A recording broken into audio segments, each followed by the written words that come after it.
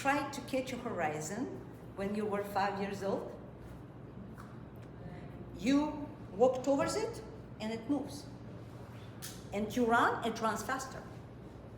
You actually cannot catch the horizon. And somebody says, hey, stop running, come inside. Most of us come inside, right?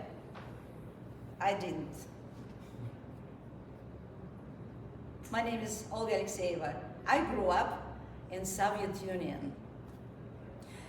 So do you remember being mesmerized by corners? You walk to the end of the street just to see what's there and then turn it. And you're already looking for a next one. I was that kind of child. It was Easter. I was 5 years old, cold outside, and we were going to my aunt's house across the street, rich relatives. We were the poor ones. I was standing in a courtyard waiting for my mom, and old buildings leading to each other, laundry all over, outside toilet for everybody to use. That was my world. I supposed to wait for my mom. I supposed to look at my aunt's house, but I didn't. I looked at horizon. Something was there. You know, that light, that color, that brightness that I just could not see exactly. And I thought, if I only can get to that corner and I turn it and I could see where's that light coming from, that would be great. And I made a promise to myself that day. I don't know how 5 years old making promise, but I did. I would catch that horizon. That courtyard, that was my whole world. Scarcity in every direction. My mom worked 2 or 3 jobs, and it was no time for life. Just work, sleep, work again. I grew up watching that. But that horizon, that was my lifeline. What was yours? At 20, I had one dream, the stage, to be an actress. And in Soviet Russia, to be an actress, you have to have a college degree, 4 years. And hundreds of people, they're fighting for that couple spots available. And we had a rule, if you're not accepted before your 21st birthday, the door closed forever. So I tried twice, I failed twice, I was 20 years old, and it was my last chance. So I came to Moscow for a whole month for the exams, and you could not actually book the hotel. All rooms were available only through the workspace. So I stayed with the friends. Couch here, floor there, was okay. But the last day, before the most important exam, I had nowhere to go. And somebody mentioned the small motel at the edge of Moscow. I took a bus across the city. I found a custodian, and she was like a worn-out woman with a colorless eyes. And I said, please, please, one night only, please. She looked at me for the long moment, and she said, we don't have vacancy, but for a little bit money, I can hide you at the laundry room where we keep the used linens. I said, okay, because it was better than the street. And then she said, I'm gonna pick you up at 6 a.m. No sound, because I can lose my job. And she locked the door behind me. So here I was, dark room full of dirty linens, no bed, no chair, no clock, no water, no toilet, nothing. Just one thought: if I miss that exam tomorrow, then it will be no chance, no another chance for me. I have to go back home, get a regular job, and everybody who ever doubted me will be right. And it was absolutely unacceptable to me. So I could not sleep. I probably drifted. And I was woke up by a high beam of light. Boom! Panic. What time is it? Did I miss everything? I ran to the window, looked, nobody on the street. Probably everybody at work. I ran to the lobby. What time is it? What time is it? Silence. My life was at stake. I had to do something, and I started to knock a little bit, then harder, then I started to be, let me out, let me out, let me out. She opened the door, furious. Why are you banging? I told you I'm gonna pick you up at 6 o'clock. What time is it? 6. Son had fooled me. I ran to the street. I splashed to my face that morning dew. Just got to that exam room, and miracle happened. I was accepted, and nothing mattered. Have you had that in your life? A dark, locked room, the waiting, and the voice inside said, it's a terrible idea.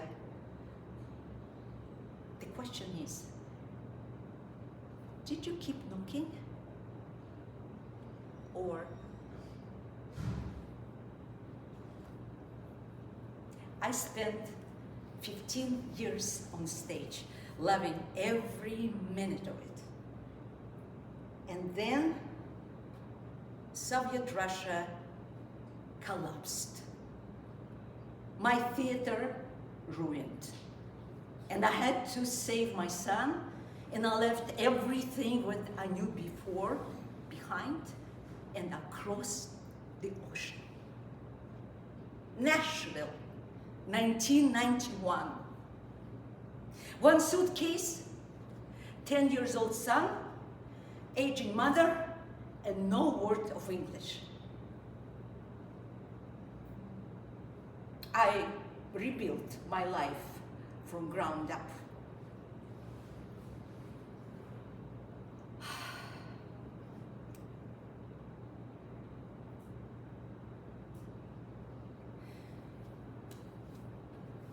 But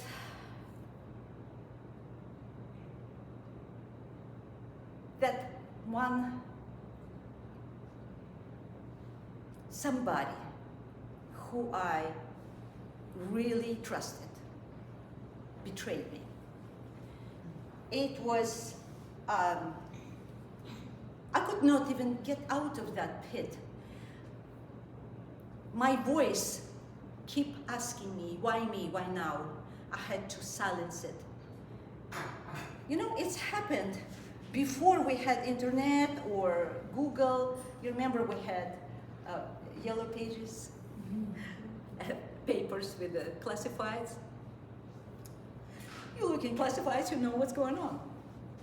So I tried ballroom dance, I tried a Toastmaster, nothing worked. And then painting classes kept coming. So I know that I could not paint. Why bother? And be honest, I went to the painting class not because I wanted to paint, but to prove I couldn't. So I arrived in a rainy day to my one and only painting class. I knew that was a mistake. Imagine that, the room full of probably 10 people. They just had canvases and brushes and just look so professional. I felt like an ugly duckling. And I really want to leave that very moment. And then tiny woman walked to the room. She was about 80. Real Southern belle, wide smile. She welcomed me like she knew me all my life. Her name was Hazel King. You may even know her. I will never forget her. She said, "Olga, follow me." She led me to a back table. On the way, I bumped somebody's easel, and it started to fail, and the water jar just shattered, and I created such a mess. I was absolutely embarrassed. And I asked, "Please let me go, let me go. It's not a class for me." She did not hear me. She put me at the table. She gave me a brush, a canvas, and she put me a picture of a violet. She said, "We're gonna be painting this one." She walked around. She took my arm with a brush and literally pushed me over the canvas. We started to paint together. Sometimes we need to be pushed. I was embarrassed, I was sweating, I swore I'm never gonna come back, but somehow, some way we finished that painting. And later on in the student show, it was sold for $100. I ran to the phone, Mom, I saw the painting. I'm an artist. Be honest, that painting that looked like a broccoli. Till that time, I don't know what the buyer saw in it. Probably how not to paint, huh? But what I do know, if I walked out of that room where all cells in my body cried, "Go!" I would have no galleries, no students, no book, no stage. Have you ever stood outside of the room of that? Just wondering, waiting, walking anyway. Walk in.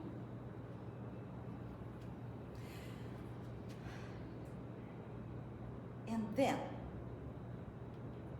after I opened 2 galleries, after hundreds of students, hundreds and hundreds of paintings, was it worth it? It was a miracle, because I did turn that corner.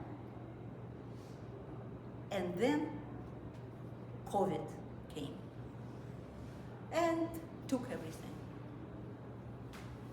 4 years of silence. Did you have a season of like everything stopped and you cannot move anywhere? So I found myself in isolation, surrounded by art nobody wanted to buy.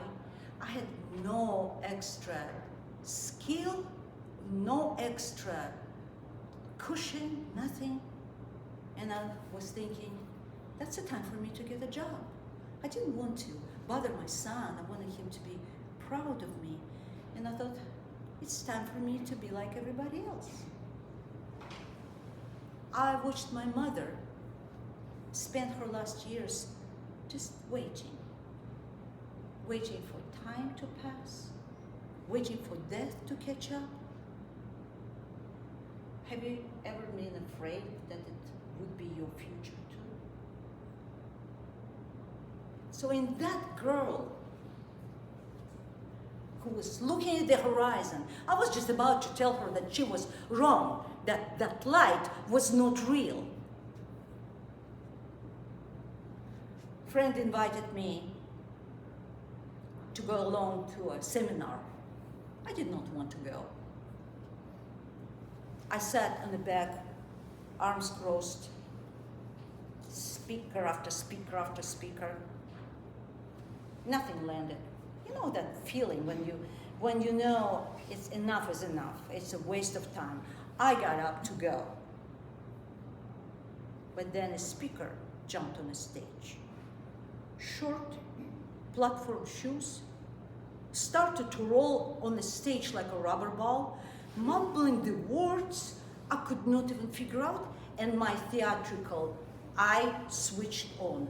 How come this man get paid for speaking without knowing the elementary rules, and me, trained with a 15 years experience, sitting here in the audience, broke? I got so angry. And then he said it. I'm adopted from Russia. I sat back down. Something cracked open in me. I saw myself on a stage. My Russia, my laundry room, my broccoli painting. I had a better story than this guy. I did not go home to think about that. I ran to the back and started to ask everybody like a maniac, who is teaching that stage, that public speaking? And I booked the appointment the same day, not to change my mind.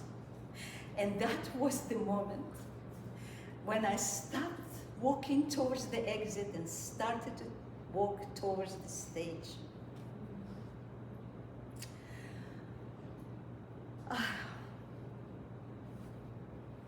I just want to share with you that corner that I almost missed, but still managed that.